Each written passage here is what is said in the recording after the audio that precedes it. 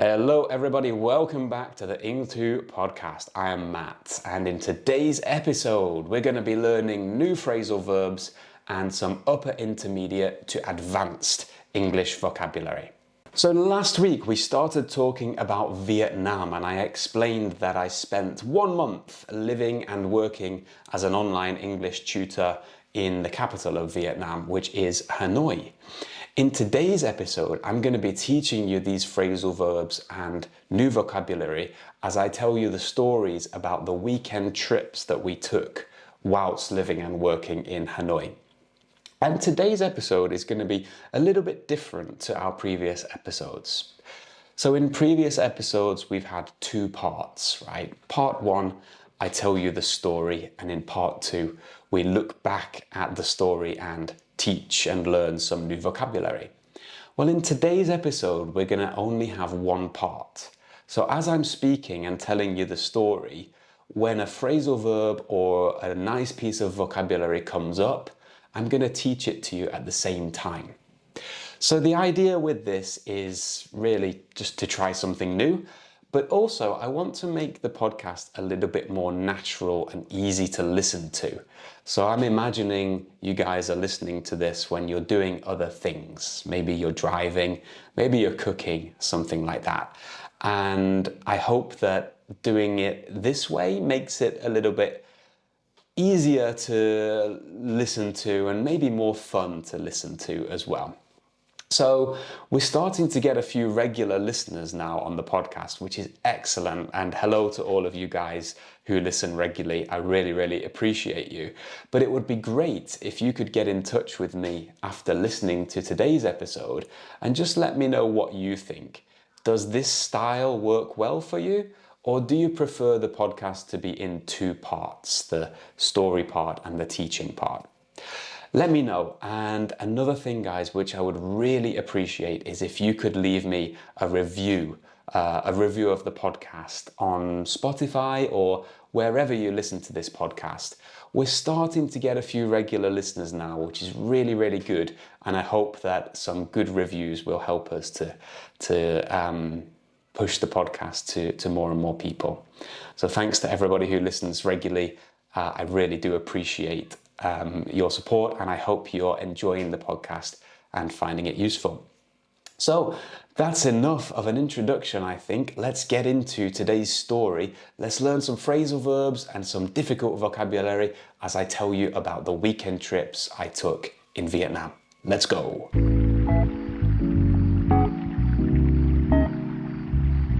So guys, earlier this year I spent a month living and working remotely in the capital of Vietnam, which is Hanoi. Have to say, it was a really cool place to live and work. There are loads of nice cafes there, so you can sit and do your work while you're sipping a nice coffee. So much to do in the city, but it's noisy, okay? It's very noisy. And I'm a person who loves nature, loves the mountains, loves the rivers. So it doesn't matter where I am, I'm always trying to get out to the countryside if I can. But I particularly felt the need to get out to the countryside whilst living in Hanoi. So during my 1 month stay in Hanoi, I actually took 3 weekend trips outside of the city to locations all around the north of Vietnam. And I'm going to tell you, I forgot what I was saying then, and I'm going to tell you some of the stories that I have from those trips today. And I'm going to teach you some English vocabulary along the way. Now, it's quite important for me, I think, to talk a little bit about tourism in Vietnam, because if you've never been to Vietnam, you might be thinking, well, how easy was it for you to organize 3 different weekend trips during 1 month? And the answer to that is that it was very easy. So we didn't actually plan any of these trips before we arrived in Vietnam. We booked all of them in Hanoi while we were there. So the tourism industry in Vietnam is actually really well developed, I think. I guess that Vietnam's economy probably relies on tourism quite a lot. And when you're actually in Vietnam, you realize that there are so many tourists there all the time. I used the phrasal verb there, guys, rely on. So Vietnam's economy relies on tourism. It means that the economy needs tourism to keep going. So rely on is very similar to depend on. You need it in order to support yourself. So yeah, there are a lot of tourists in Vietnam, and if you go to Hanoi or any town or city in Vietnam really, you're going to find loads of tourist information. They're not tourist information centers, they're because they sell things. So you're going to find a lot of tourist information shops, and you can just walk into one of these shops. They usually have a big book of all of the different trips you can take, and you can just book your trips there. They'll help you to organize the transport, the hotel, the meals. It's really so easy. And particularly in Hanoi, in the tourist part of Hanoi, these shops are everywhere. So during our first week in Hanoi, we just walked into one of these shops, started talking to the people in there about the different trips that we could take. And yeah, we just planned we actually really liked the guys in that shop, and I can't remember the name of it, unfortunately. But because we really liked them and they gave us some good deals, we booked all of our trips with the same shop. So the first trip, we actually didn't plan on taking a trip on the first weekend. But after the first week in Hanoi, we were pretty stressed, and we thought, why not? We might as well take a trip out. And I used another phrasal verb there, guys. It was plan on, plan on. Okay, so if you want to, I mean, you could just say plan here. There is no difference. But the right preposition to use with plan would be on. So you plan on doing something, or you don't plan on doing something. So we didn't plan on taking a trip on the first weekend, but we did. So the first trip was to a place called Mai Chau Valley. And I'm going to apologize now to Vietnamese people if I'm saying that wrong. Mai Chau Valley. So when you look at pictures of this place, you see exactly what it's famous for. And it's the kind of iconic northern Vietnamese scenery. You've got these limestone mountains. Limestone is a type of rock, which makes very unique mountains. And in the valleys of these mountains, there are loads of rice paddies. Okay, a rice paddy is a field for growing rice, but they look very unique because it's not just flat. The rice paddies they're like stairs going down the mountain. So at the higher level, you have the first rice paddy, and then below that one, another one, below that one, another one, below that one, another one. And they look like stairs. Very, very cool, I think. So we decided to go there because it was possible to go there for just a single day. We didn't want to spend the whole weekend because we were still exploring Hanoi. So we were picked up in the morning, very early, I think. I can't really remember what time. And we took a minibus all the way to Mai Chau, and it ended up being about 4 or 5 hours. It was quite long. I've used another phrasal verb there, guys. It was end up, okay? And end up just means like the final result, and it's usually like a surprise. So maybe we didn't know it was going to be 4 or 5 hours, but it ended up being 4 or 5 hours. So this result was like a surprise, end up. Yeah, so 4 or 5 hours later, we arrived in Mai Chau Valley. It's quite a long journey because we also had to take that minibus back to Hanoi later that day. So to be honest, if anyone's planning on taking this trip, I recommend doing it for 2 days. You're probably going to get better value. Anyway, we arrived in Mai Chau Valley, and the scenery, as I expected, was really nice. Really cool rice fields, rice paddies, really nice, unique mountains. We actually didn't do so much there. It was more about just chilling out and relaxing. And there's another phrasal verb, woohoo, chill out. So to chill out just means to relax. When we got there, we had a lunch in this kind of hotel with all of the other people who were on the tour. And then we went on a bike ride. So this was all organized by the tourist office in Hanoi. We were on this trip with a couple of other tourists. Some of them were from Italy, I remember, some from Poland, one guy from America, and there was me and Michelle, and I can't remember, that was about it. Not many more people than that. So about 10 people. They gave us all a bike, and the guide, who was from the village, took us out riding our bikes around this village called Mai Chau. And we rode through the middle of the rice paddies, admiring the view, looking around, just breathing in the countryside air. There's another phrasal verb, breathe in, to breathe in. So it was nice to be out there. The weather was nice and sunny, but not too hot. We rode our bikes around. We saw some villagers working in the field. Yeah, it was really cool. We had a nice coffee in the village, and then we were back at the hotel. The whole tour only lasted about 2 or 3 hours. And from the hotel in Mai Chau, the minibus took us back to Hanoi again. Thankfully, I had a good sleep on the bus because, 4 or 5 hours there, 4 or 5 hours back, only 2 or 3 hours to look around in the middle. It's quite a long day. So Mai Chau was an unexpected trip. It wasn't one that we planned. It was just a surprise trip, and it was good. It wasn't amazing, but I definitely recommend going for 2 or 3 days if you have the opportunity to visit there. So that was the first one. The second trip that we took was the best one, I think. And it's one that if you go to Vietnam, you have to visit this place. Many people will already know about it. It's Ha Long Bay. Ha Long Bay. So if you've seen pictures of Vietnam or watched any videos about Vietnam, you will have seen this place. It's the famous kind of big, I can't explain it as anything other than big rocks, kind of big mountains in the ocean. Again, I think they're made from limestone, which create this really unique shape. And there are thousands of these little islands, these little rock formations or mountains in the ocean. A rock formation is just like a piece of rock.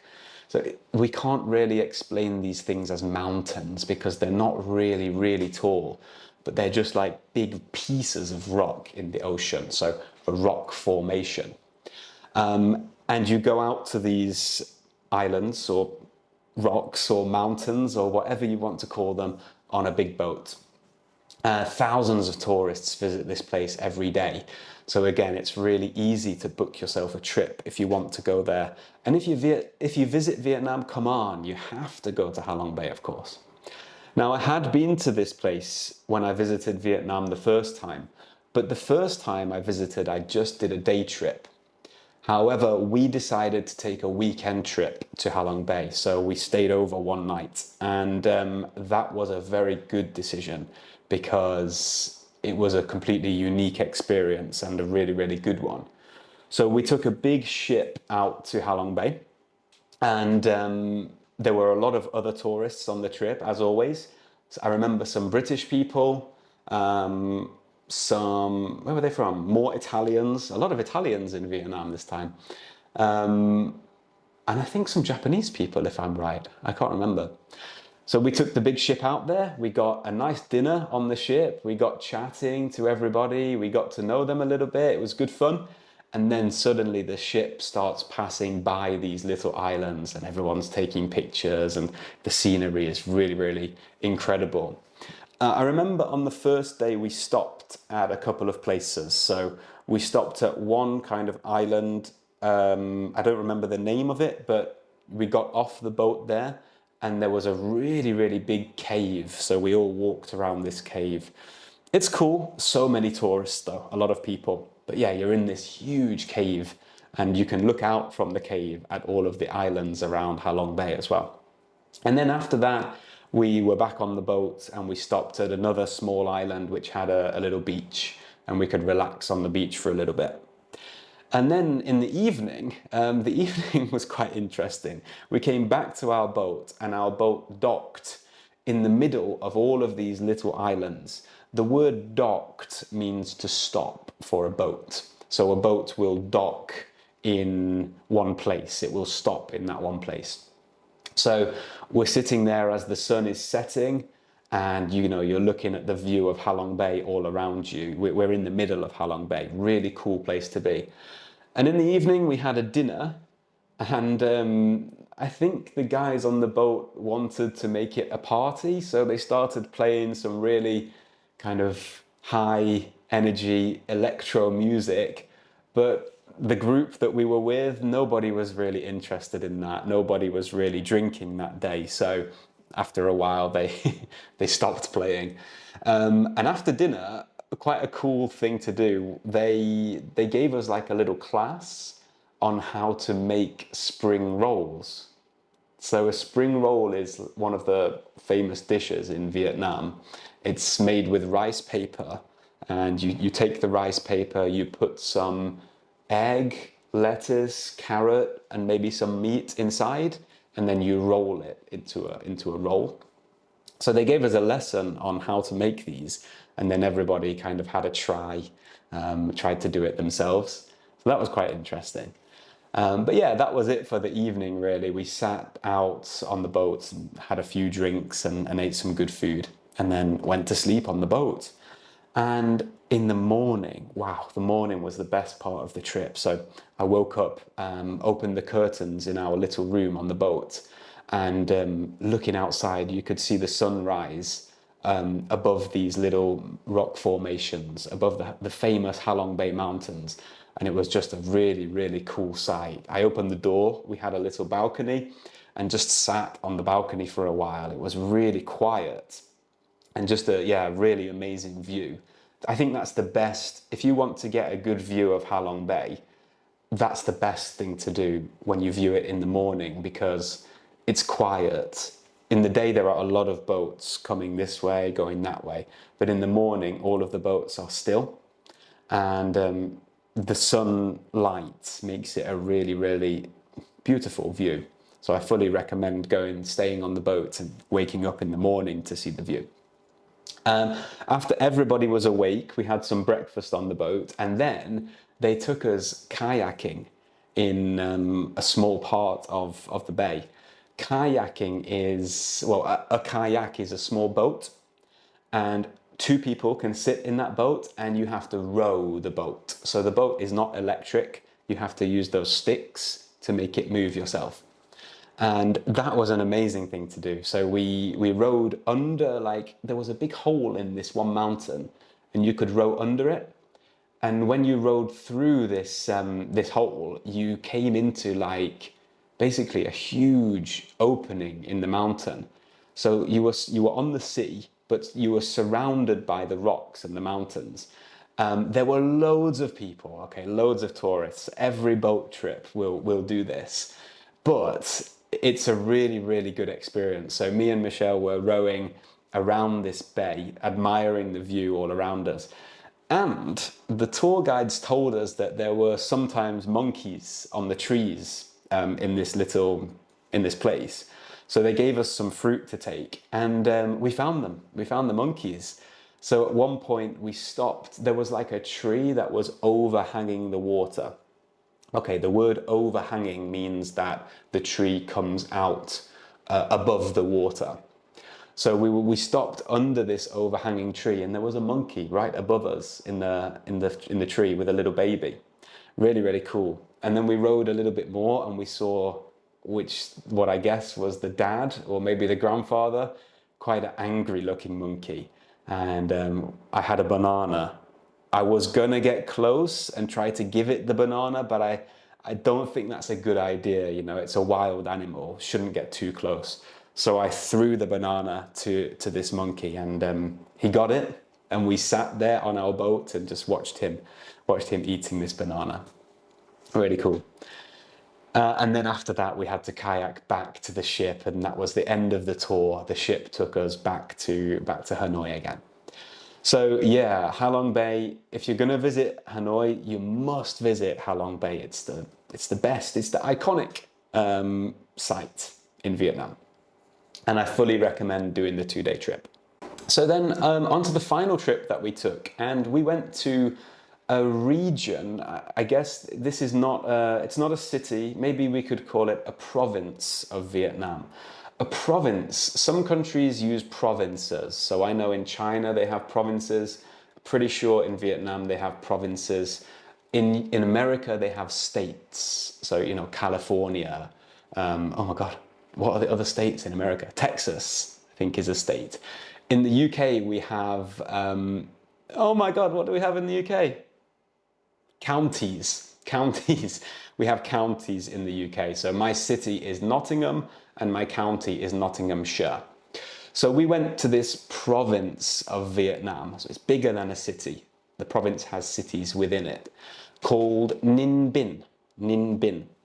And I didn't go to this place the first time I visited Vietnam, but it seems to have become a really popular place to go because of the scenery there. There are big rivers, more limestone mountains, and just a lot of things to do. So we actually went there for 2 nights, and I was very, very lucky because we stayed in an incredible luxury resort. So my girlfriend Michelle sometimes does work with hotels where we can stay with the hotel, but we take some pictures and videos for them. And we were really lucky to stay in this incredible resort called Emeralda in Ninh Binh. So in order to organize this one, we had to be a little bit flexible with the tourist agency that we used to book the trips. We actually took a day trip in Ninh Binh on the first day. And then when the day trip was finished, we didn't go back to Hanoi with the other people. We just took a taxi to our hotel in Ninh Binh. So let me tell you a little bit about what we did on the first day, and then I'll tell you more about the resort that we stayed at. Just a quick one, guys. What is a resort? A resort it's a hotel, but it's bigger than a hotel.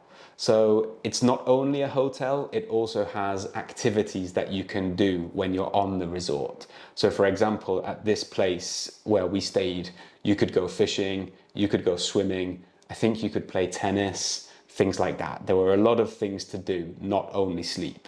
So a resort is a place where you go on holiday and you can do a lot of activities as well as sleeping within the resort. So the day trip then. Now remember, the tourist agencies in the cities in Vietnam sell the tours, but basically the people who run the tours, they all follow a very, very similar plan. So there are loads of different companies taking tourists to these places, and they're all kind of doing the same activities. So any time that you book one of these trips, you always meet loads of other tourists. The day trip in Ninh Binh had 3 activities. And I think different tourist organizations did them in a different order. So for us, the first stop was a temple. And I believe this temple was the home of one of the first kings of Vietnam, or one of the most important kings of Vietnam. I'm not going to try to pronounce the name of this temple, but if you look at Temple Ninh Binh, you're going to find it because it's one of the big tourist attractions. It was very cool, really cool. I always like to visit a temple, but I have to say, if you've seen one temple in Asia, you've seen them all. Okay, so that phrase means that all of the temples are kind of very similar. So you only really need to see one temple, and then all of the other ones are kind of all the same. I know that's not true, of course. I'm not somebody who knows a lot about temples, and I've seen a lot of them. So a lot of them look quite similar to me. But yeah, this was still a cool temple to see. And if it's your first time in Asia, then you're going to be really blown away by this kind of temple. Blow away, another phrasal verb there, but it's quite idiomatic as well. So if you're blown away by something, it's like wow, you're amazed by it. Okay, you can't believe it. So to be blown away by something means to be, whoa, really amazed, really stunned by something. Yeah, so the first stop was the temple, and it was cool. It was very wet though. On that day, it was raining a lot. The tour guides gave us a mac, and a mac is one of those, you know, those plastic coats, and it's not really a coat, it's just a bag, really. So we put this mac over ourselves to keep us dry. Yeah, the weather was not good. After that, we went for some dinner, I remember, at a big buffet restaurant. So again, all of the tour groups came to this restaurant at the same time, so there were so many tourists in there.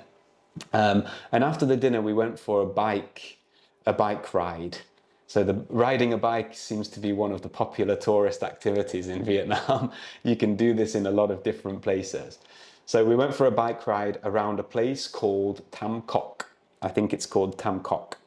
And Tam Kok is another of those places with those iconic limestone mountains. So you're riding your bike through little paths, through little villages, and you're surrounded by these incredible limestone mountains all around you. I think the limestone mountain is the iconic scenery of northern Vietnam. Mai Chau Valley had them, Ha Long Bay has them, and this place in Ninh Binh also had them.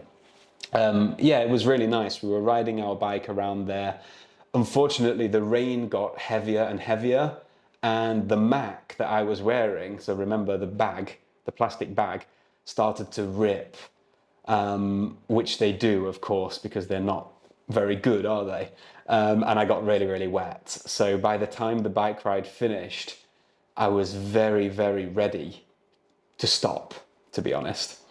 Anyway, after the bike ride, we went to do kind of the main attraction of Ninh Binh, and that is to go down the river in a place called Hoa Lu, I think.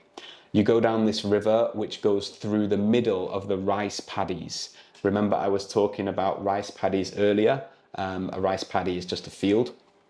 Anyway, in this place called Hoa Lu, there's a river that goes through the middle of the rice paddies, and you can ride down it on a boat. It's a really cool experience. I loved this part. We were separated into small groups of 3, I remember. So on our boat, it was me, Michelle, and a guy from France, I think he was. And the boat, again, is not electric. You have to row it, but this time you have a guide to row for you. And our guide was an old lady. She was really old. She must have been at least 70, but probably 80, I think. So good for her, you know, she's still doing this at that age. And the really amazing thing is that they don't row the boat with their hands on this river. They row with their feet. So it's quite an incredible sight to see this old lady sitting back on our boat, using her feet to make us go down the river. Well done to that old lady. I really admired her. What an incredible woman. She took us down the river through the rice paddies. Again, we're admiring the scenery as we're going. Incredible scenery, as always, in the north of Vietnam. And to be honest, I could see she was getting a little bit tired. And I felt so bad. I was just imagining my own grandma. And I know this is this woman's job, and it's good that she's still active at that age. She can do it. That's amazing. But I was just imagining my grandma doing this for tourists. And I thought, you know what, I'm going to help you a little bit here. So she gave me one of the oars. An oar, it's spelled O-A-R in English, guys. An oar is the stick that you use to row a boat. Okay, so she gave me one of the oars, and I used my hands to help. And I think she really appreciated that. She was laughing with me and smiling a lot. So that was the day trip in Ninh Binh then, and I definitely recommend this one. Again, I think with all of these trips, one day is not enough. I would recommend doing a weekend to do all of them. So we crammed everything into one day. Cram in, there's another phrasal verb, guys, a nice one. So we crammed everything into one day. When you cram something in, it means you push a lot of things into a small space. You force them into a small space. Imagine if I have a small box and I want to put a lot of toys or clothes in that box. I might have to really push them to get them all in. So I have to cram them in. And we can use cram in when we're talking about time as well. So we only had one day here, so we crammed a lot of activities in to this one day. Okay, but it was a good day. But I recommend, if you have time, to take 2 or 3 days in Ninh Binh. Anyway, after the day trip, we took our taxi to the resorts, the Emeralda Resort, and wow, this place was, yeah, really, really incredible. They turned a lot of old Vietnamese buildings, maybe they were farm buildings or something, into hotel rooms. So you walk around this resort and there's a big lake. There are a lot of lakes, actually, a lot of trees, and you kind of feel like you're in the jungle when you're there. You know, you can hear like frogs and insects. Really, really cool. I love that kind of thing. And the room, wow, the room was incredible. So it wasn't like a hotel block, it was kind of one individual building was our room. And I think this was probably an old farm building, like I said, because the roof was so high. So it gave you so much space inside the room. And there was an outdoor shower. So cool. I love that. So we had our own private little garden in the hotel room, and there was a shower outside. So you could like stand on the grass in this little garden surrounded by tropical plants and have a shower. So nice. I really loved it. And then we went for a nice dinner at the restaurant there. There was a really, really good restaurant, and we had some good food. But big problem. When we came back to our room, somehow a bat had got into the room. So you know what a bat is, right? It's one of those animals that comes out at night and flies around. You know, Batman. There was a bat in our room, and remember, the roof is very, very high. So this bat was just flying around our room in circles, sometimes coming really close to our heads. I didn't know what to do. We panicked a little bit.